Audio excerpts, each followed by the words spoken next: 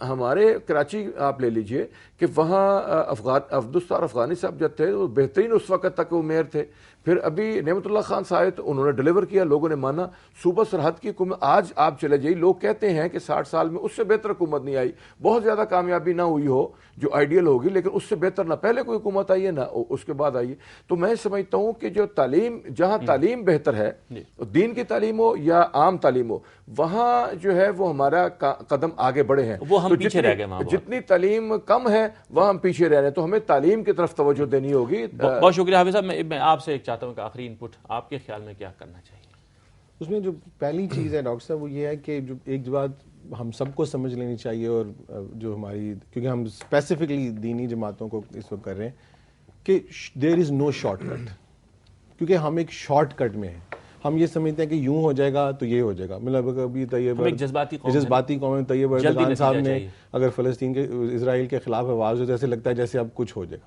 کچھ ایسا نہیں ہونے والا. قومیں صدیوں میں بنتی ہیں, صدیوں میں گرتی ہیں. اگر آپ مسلمانوں کی بھی ہسٹری جا کے دیکھیں گے تو انحطاط 12ویں صدی سے شروع ہو گیا تھا. تو شارٹ کٹ کوئی نہیں ہے.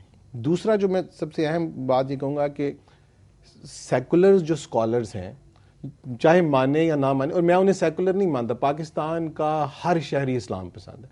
مجھے پاکستان میں آئے ہوئے واپس 7 سال ہوئے ہیں, مجھے اتنی خوشی ہوتی ہے کہ ہر شخص, وہ کتنا پڑھا لکھا ہے, وہ اسلام پسند ہے. وہ صرف مذہب بیزار ہے بیکاز آپ کو پتہ ہے کہ کیوں. ان لوگوں کو اپنے ساتھ میں لائیں. جو سیکولر اسکالرز ہیں, جو اس وقت جدید علوم کو جانتے ہیں, ان کو بٹھا کے ان سے ڈائلاگ کریں اور ان سے اپنی کرٹیک کروائیں کہ ہم کہاں غلطی کر رہے ہیں. ہم ہر چیز کو, اگر ہم چھوٹے چھوٹے اچیومنٹس کو لے کے اپنے آپ کو آگے چلتے جائیں گے, اسی لیے بڑا ٹارگٹ ہم اچیو نہیں کر پائے.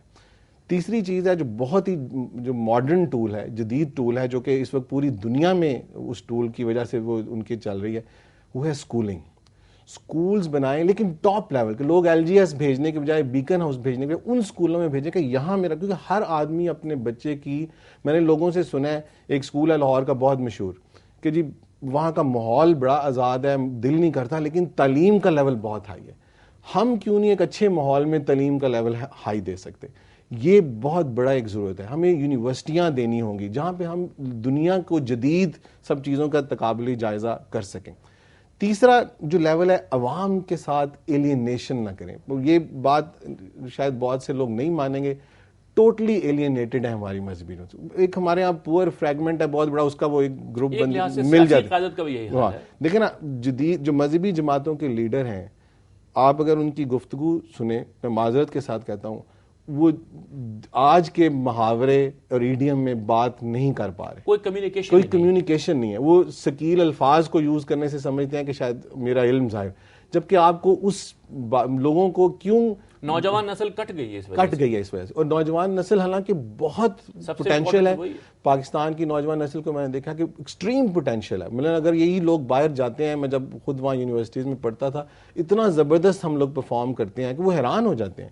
لیکن یہاں پہ کیونکہ ان کو وہ ماحول نہیں مل رہا, وہ بھی مطلب آپ لامس کے اندر بھی جا کے دیکھیں جس کا ماحول اتنا اوپن ہے, لیکن وہاں پہ بھی بچے ہیں جو اتنے اسلام پسند ہیں, اور وہاں پہ وہ اسلامک جو ٹیچرز ہیں ان کی اتنی رسپیکٹ کرتے ہیں اور ان کی بات کو سنتے ہیں. اور اس لیے یہ چیز ان کو اپنا پرائم ٹارگٹ بنانا ہوگا کہ یہ اسکولنگ کو جدید لیول پہ لے کے آئیں, کیونکہ یہ نہ کرنے سے ہم نے 63 سال ضائع کر دیے ہیں.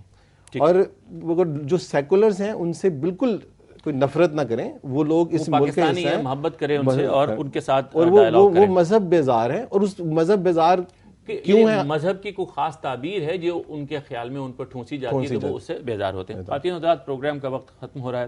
ہمارے مہمانوں نے کوشش کی کہ اس بات کو ہمیں بتائیں کہ ترکی کی ترقی ہم اپنے لیے کیسے پا سکتے ہیں. جو باتیں کچھ سامنے آ رہی ہیں اس میں میرے خیال میں بہت کلیدی بات ڈاکٹر امجد علی خان نے یہ جو کہی ہے نا کہ کوئی شارٹ کٹ نہیں ہوتا. درخت جب بیج لگاتے ہیں تو اس کے آنے کا ایک وقت ہوتا ہے. اگلے دن درخت پھل نہیں دے سکتا. آج آپ بیج لگائیں گے, پانی دیں گے, محنت کریں گے, پھر درخت نکلے گا اور ایک وقت کے بعد اس کا پھل آنا ہے. یہ پھل اگر ہم ترقی کا اس ملک میں کھانا چاہتے ہیں تو یہ ضروری ہے کہ ہم سب مذہبی جماعتیں, سیاسی جماعتیں, دانشور اور معلمین یہ جائزہ لیں کہ انہوں نے کیا غلطی کی ہے. ہر وقت ریویو کا طریقہ اختیار کریں اور اپنی غلطیوں پر بے تکلفی سے دوسروں کو موقع دیں کہ وہ تنقید کریں. اور خاص طور پر جو آپ کے نقاد ہیں ان سے سیکھیں، اپنے نقاد کو، اپنے کرٹیسائزر کو آپ اپنا دشمن نہ جانیں۔ یہ بھی ہم عرض کریں گے کہ یہ ایک بہت بڑا سبق یہ ہے ترکی کی ترقی میں کہ جدید اور قدیم کے ایک اچھے امتزاج کو حاصل کرنے کی کوشش کریں۔ ہمارے ہاں یہ جو مذہبی اور غیر مذہبی کی تقسیم ہے یہ بالکل غلط ہے۔ ہم سب مسلمان ہیں اور ہمارے ہاں کچھ لوگ ایسے ہیں جنہوں نے دین میں تخصص حاصل کیا ہے، جو دین کے ایکسپرٹس بن گئے ہیں، جیسے کہ ڈاکٹر انجینئرز ہوتے ہیں، لیکن اس کے علاوہ ہماری تعلیم بنیادی طور پر ایک ہونی چاہیے، ہماری قوم کا ویژن ایک ہونا چاہیے، اور ہم قومی امور کے اندر جہاں تک ہو سکے ہم آہنگی ہونی چاہیے۔ تعلیم کلیدی چیز ہے۔ ترکی کی ترقی میں ان لوگوں نے کردار ادا کیا جنہوں نے تعلیم کو اہمیت دی، تعلیمی ادارے قائم کیے اور ٹکراؤ اور اختلاف کو مخالفت میں بدلنے سے گریز کرنے کی پالیسی اختیار کی، وہ چیزیں جو اچیویبل ہیں ان کو حاصل کرنے کی کوشش کی، یہاں تک کہ لوگوں نے ان کو اپنا لیڈر چن لیا۔ خواتین و حضرات، اجازت چاہتا ہوں، اپنے مہمانوں کا بہت شکریہ کے ساتھ اجازت دیجیے۔ خدا حافظ۔